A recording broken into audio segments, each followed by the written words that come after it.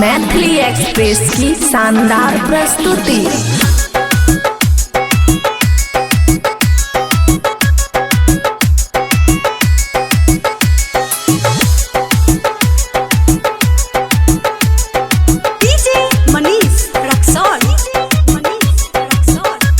खुशी recording studio बलुआहा।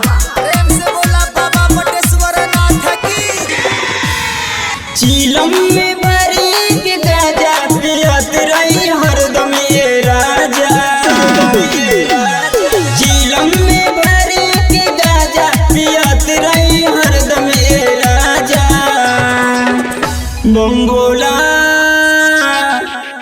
के गला बंगोला की गला में सब साफे राजा। तू चीलम के पिए राजा। बंगोला की गला में सब साफे राजा। तू चीलम के पिए लाते राजा।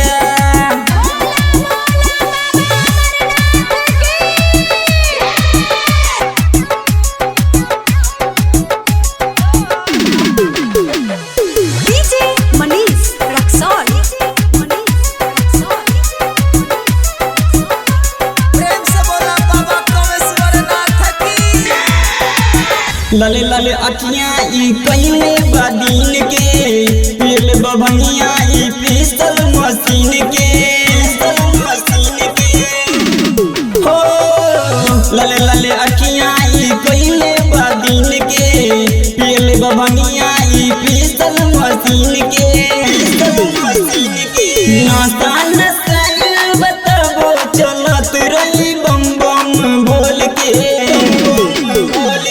नाता नसाइल बताबो चलत रही बम बम बोल के।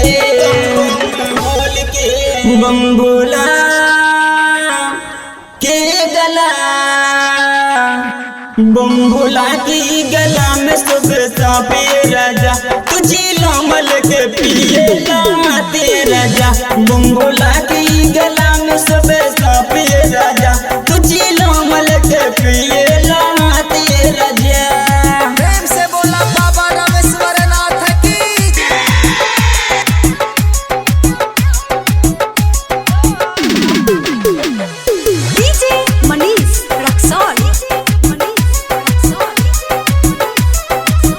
प्रेम से बोला बाबा सिंहेश्वर नाथ की।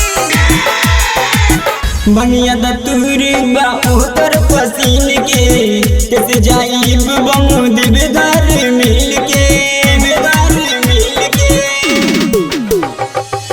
बनिया दतूर बा उतर पसीन के कैसे जाइब बम दिबदार मिल के।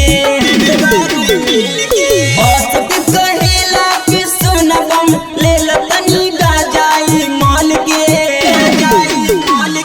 औसत कहेला कि सोना बम ले लतनी गाजाई माल के।